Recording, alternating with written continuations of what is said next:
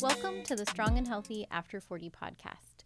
We are discussing topics and practical strategies for women over 40 to optimize their fitness, hormones, and metabolism.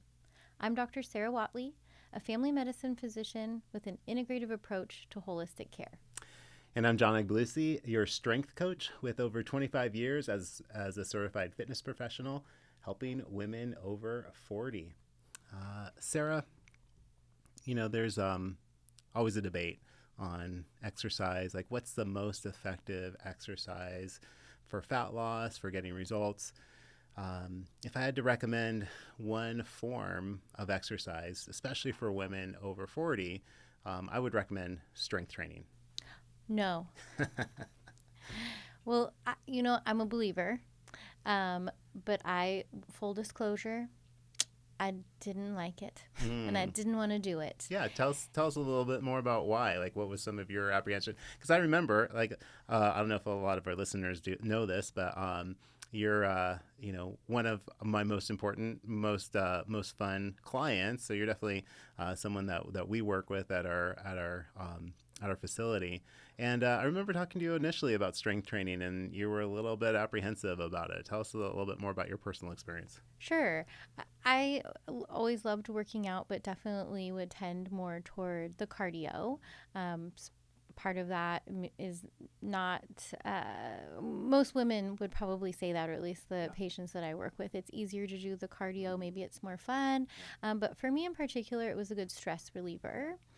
And there was some strength training in there, but I would definitely say cardio was more fun, and the strength training you kind of knew you needed to do, but you didn't want to.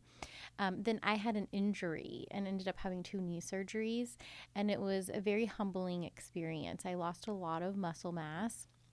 And also around that time, I was also turning 40. And so a lot of shifts happening in my body.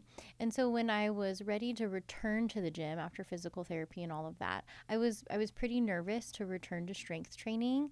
I already didn't really love it, and I wasn't sure about what I was doing, and my experiences with other gyms just wasn't really what I was looking for. Luckily, I found you, of course. We'd already worked together for some other things with like talks at the gym.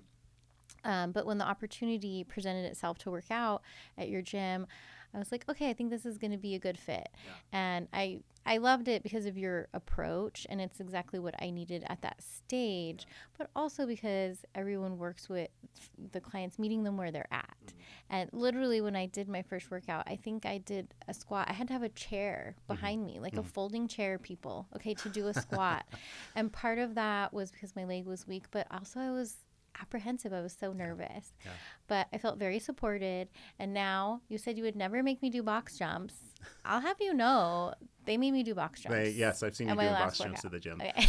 Not all of our clients do box jumps. Just I want to put that out there. That is not true. They're going to make you do box jumps. I remember too the apprehension that you had, kind of thinking about integrating like a strength routine, and it was very common. It's I see that a lot with women.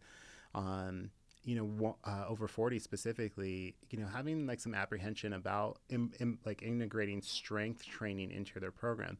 And I think part of it is, a little bit of nervousness, obviously, which I think you had to coming off your injury.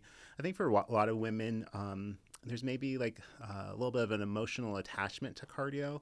I think especially women who, have had a lot of success with cardio and results when they were in their 20s and 30s of like, hey, I need to lose a few pounds. I need to look better for my vacation. I'm going to do running for the next few weeks. And it would work and it would get results just by doing some cardio. And now, as women get into their 40s, we see kind of the opposite of, cardio specifically like steady state cardio, like a running program, can actually slow results, slow metabolism, and actually prevent weight loss. And so, I think it's important to understand that, hey, there is a little bit of a psychological attachment to cardio that I think also prevents women from prioritizing strength training. Yeah. Sure. And like we've talked about before, when we talked about stress, there's different types of stress relievers. Exercise can be one of them. And so perhaps we've been relying on different types of exercise for different things, not just health and fitness, but maybe a stress relieving strategy. And it isn't matching where we are in our season of life after 40 anymore, because something that's different in our 40s, hormones are shifting, but also our muscle cells themselves are literally shifting on the cellular level. And we are now programmed to lose muscle mass every year. Whether our exercise stays the same or not, we're going to lose muscle mass. So now we need to start shifting our perspective, recognizing that, and then shifting what we're doing to not only match that muscle mass, but in fact, we want to build muscle, because that is what helps us with our sugar stability, our hormone stability, and then preventing things like dementia and heart disease and osteoporosis in our future. Yeah. And I think you really hit a good point of why it's so important, because we're losing muscle, or women specifically are more prone to lose muscle versus men at the same age. And, a lot of women, we talk about that psychological barrier of strength training, for various reasons. One, some people are more attached emotionally to cardio. Some women are just intimidated by, picking up heavy weights. And there's that psychological barrier, too, of a lot of women feel like building muscle is going to alter their appearance in a way that they don't want. They don't want to get bulky. They don't want to have like bulky muscle tissue.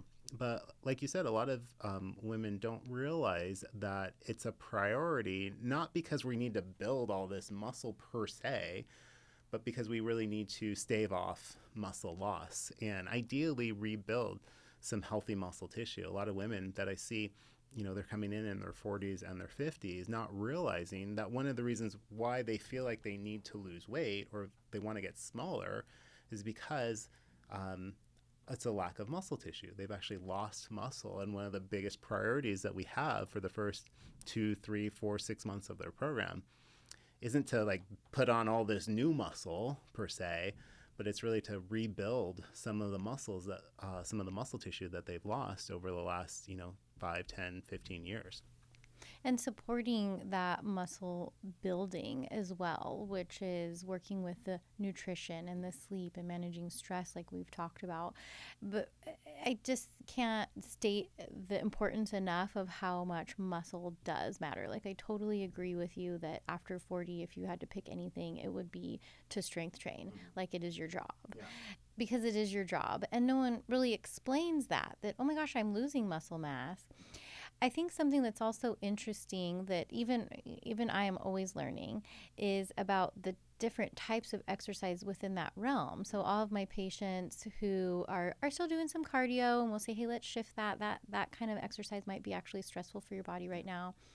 And we talk about strength training, and maybe we're doing certain types of exercise, yoga, Pilates, or even body weight. None of that is bad.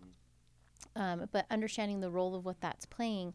So when we're talking about muscle mass, I want you to talk a little bit more about what that looks like to build and what that exercise looks like specifically, so that women are building the muscle that's optimizing their health.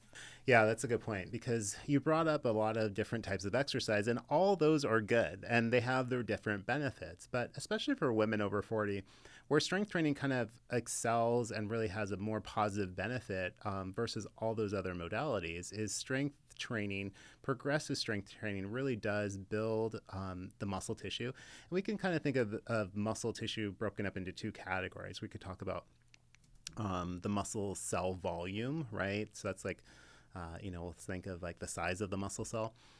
And then we'll also talk about like the density of the muscle cell. And those two things are extremely important. We want both. We need to revolumize the tissue, the muscle cell, and we also need to build density. And a lot of times when women get into their 40s and 50s, they've lost both volume and density, and that we would call that atrophy, right? Everybody knows that term, atrophy, but what does it really look like? Well, it's really like your cells start to lose volume over time, and then they start to lose density over time. And so that is really where, and we've talked about this before in previous episodes, is a pound of muscle and a pound of muscle, even though they're a pound, there's a big difference between a healthy pound of muscle versus just a pound of muscle. And so a lot of times women in their 40s and above are, maybe they have still some muscle mass, but it's not that healthy muscle tissue that they had when they were younger. When they were younger, it was very dense muscle tissue. It was very like a healthy volume and a healthy density. And so where strength training really kind of excels versus those other modalities is none of those other modalities that you mentioned are going to really build the volume and the density of the tissue. And so that's really what we want to help our clients do. And there's different methods to do that, obviously.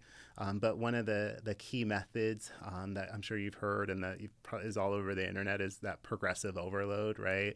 And there's different theories on how to progressively overload tissue, but that is really where you see an increase in both the volume and the density of the tissue. And so when we're building our strength training programs for our, clients or women clients over 40, we really want to have this progressive overload method built into the program. And like I said, there's lots of ways to do progressive overload. One is to, progressively increase the weight over time. The other way is to increase the volume, which is like the sets and the reps that they're doing over time. But those really help improve the overall volume, the health of the cell, which leads to more density over time. So yeah, strength training versus other modalities. Strength training is really the only one that improves the actual health of the muscle tissue. Other of those, body weight training, yoga, Pilates, those are all going to help you get stronger, which is good. And we want strength. But it's really the progressive overload, that strength training, that's going to improve the health of the cell, of the muscle. That's a lot of information to unpack there. Yeah. But the important takeaway is strength training. Yeah. And what is strength training? That's progressive overload to build healthy muscle. And it's important because, okay, now we've heard it, now we kind of understand why. Then tying it to your body and your results as well. So we're talking about cellular improvement and also just emphasizing the impact that muscle has on women as far as our health and longevity. So the more muscle mass we have, that's tied to better cognitive function and decreasing our risk for dementia. And then also protecting our bones, which are going to weaken over time due to decreased hormones and other factors in our life. And then also our weight, which is a big thing because we see that every day, and understanding that as our muscle mass goes down, our sugars are going to go up and our body fat is going to go up. Those are not judgments. Those are just facts of our human body. So I'll have some patients that we're working on weight loss and we're talking about those strategies in nutrition, and they don't want to do the strength training. Like, is there nothing else I can do? No, there's not. There are a lot of other things that we can do, but we just don't want to miss that really big piece. Yeah. And you really brought up a great point of how important the muscle tissue is, because, we talked about, okay, we need progressive overload to improve the health and the density of the tissue. But I really like how you hit on why that's so important. I mean, it covers so many aspects. In fact, I think we talked about this in a previous episode of muscle is the most important organ for women over 40, right? Because it has this big cascade effect of the health of other tissues in the body. And then, you talked about the health aspect, which is great, but also from the physical aspect of, hey, I want to look better and I want to feel better in my body and in my clothes. Muscle tissue is really what does that, because it's what creates tone, right? It's think about muscle tone. Oh, that's what looks healthy and looks good. And, movement, right? When we talk about moving better, our muscle is really what supports and stabilizes our joints. And so for a lot of women, as they get into their 40s, 50s, 60s, they're experiencing joint pain, right? They're like, oh, it hurts. My knees hurt when I do, this activity. Or, my shoulders hurt when I do this activity. And, they're not realizing that a big part of that increase in pain is a decrease in strength and muscle tissue. And so if we can really improve their overall health of their muscle tissue, their strength, their overall muscle mass, we're going to really see an improvement in their joint function. And that's a big part of the equation as well. Sure. And the practical application is all the functional movements you're doing throughout your day. You're grocery shopping, you're getting in and out of the car. You may still be working and maybe sitting a lot. And so then certain muscles are going to be overused and other ones are going to atrophy and not be used as much. And so this helps balance the whole person, which then translates to all the activities of life. So much easier. You're preventing injuries. So in the short term and in the long term. Yeah. And I love that. And, so many health benefits. And then the other benefit too is, and you spoke on this briefly, but I do want to kind of really hit this and hammer this home a little bit, is the metabolic function of muscle tissue, right? So, a lot of women, as they get older and in their 40s and beyond, they're seeing a decrease in the function of their metabolism. It's like, hey, I used to be able to eat stuff and I would be fine. Now I eat that same thing and I gain weight. And that's directly tied to a loss of muscle tissue, because muscle is one of the most metabolic organs that we have in our whole entire body. And so, a lot of women look for different strategies, like, okay, what's slowing my metabolism down? And we talked about, previous episodes, hormones could be a big part of that. But a big part of that, too, is just improving the health of the muscle tissue, because that's what's going to enable your metabolism to really get back to its higher functioning level, of that same level it was at when you were in your 20s and 30s. Is, the metabolism back then was high because the muscle tissue was functioning really well. When we moved better, we moved more, we were stronger, we had denser muscle tissue. That enables our body to, utilize and be much more efficient with the energy that we were burning. And so I do want to hammer that home of how important muscle tissue is to our overall metabolism and having a healthy metabolism. Agree. Muscle mass matters. Muscle mass matters a lot. So let's talk about a 3-step strategy. So, okay, I'm gonna talk to you about your 3-step strategy as someone who was a little bit hesitant to get into strength training. If we had to look into and kind of lean into your experience as a woman who's, I say over 40, okay? Because you said it. I'm not saying it, but you said it earlier. Proudly. Yes, I would never say your age, but hey, you claimed it earlier, so I'm going to lean into that. So as a woman over 40 who was a little bit hesitant to get into strength training, what were 3 strategies that you utilized to really help you get into a consistent pattern that you've been able to maintain and obviously get great results with? One was picking a certain exercise or activity and trying to lean into that for a certain amount of time. And so by that, I mean that there's a lot of different options out there. There's videos and there's gyms and there's classes and personal trainers. And that in itself can almost be overwhelming. And so it's picking something and just being consistent with it for a short amount of time. So then you can say, okay, I'm going to commit to this for 3 months and then I'm going to reassess, and letting that be okay. It's a new thing. I might love it. I may not love it. I committed to working with you for 3 months and it's been over a year and I don't want to stop, and I prefer to be told what to do, apparently. Mm-hmm. So, but at 6 a.m. in the morning at least, yeah. But I will say that also plays into how we've talked about the stressful life and the go. We want to pick something that really does work for our current lifestyle and makes sense, and letting that be okay. So we might, for example, I have all the gym equipment at home in my garage, and I was just looking at it every day and then shaming myself for not exercising or getting distracted with other household things to do. So instead, I decided to join a gym because that's what worked for me then, and then reassessing. So giving yourself permission to try something new, and then giving it a timestamp so you don't feel committed for life. So the first strategy is just picking something and trying it, and always be open to switching it up for what your body is telling you. That would be the top priority. And muscle mass does matter, so I do want you picking something that's in the strength training category.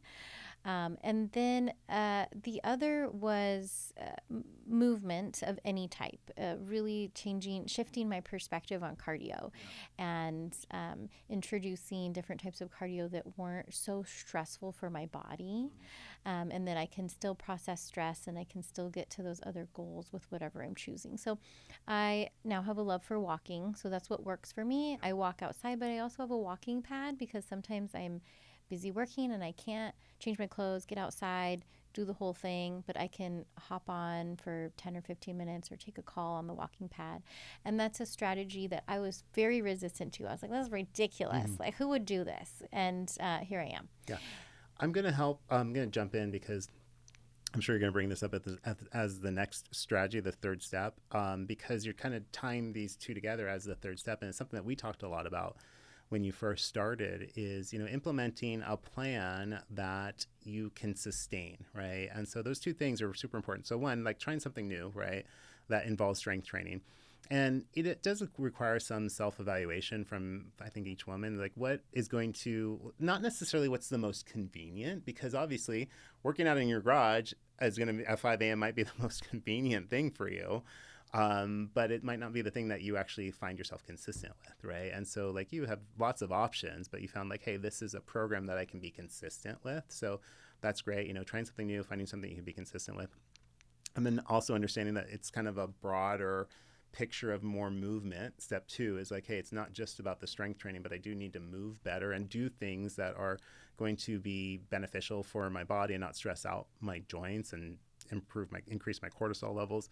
And then the third thing that you and I talked about when you started is, really as part of that comprehensive strategy, consistency, movement is sustainability, right? Which is, okay, most women over 40 don't need to start this 5-day-a-week strength program. And really finding, like for you, is like a couple days a week.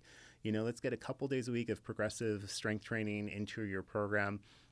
You work out first thing in the morning, 6 a.m., right? So that's when I see you. If I'm ever in the morning, I see you there a couple days a week. And then, just building from there. So that third step of really just saying, hey, look, a couple days a week is a good start. And then I can start adding more as I get into a good routine and as I get into better shape. Right. Being consistent and choosing something that you like. If you really hate what you're doing, you're not going to be consistent with it. So within that realm of strength training, where is that going to fit for you so that you like it and you're consistent? Yeah. So we've talked about a lot today. Definitely cardio, for women in their, 20s, 30s is really can be beneficial and really helpful and kind of stress reducing and can get results. 40s plus, it can, if we're not careful, too much cardio can actually add stress. And if we had to make one investment of time and energy into a specific exercise type, strength training would be the most important. And what we'll do is in the description, we'll add some helpful tips, kind of beginner strength training routines that you can start implementing right away to start getting results. Make sure to like and subscribe and leave any comments or questions below.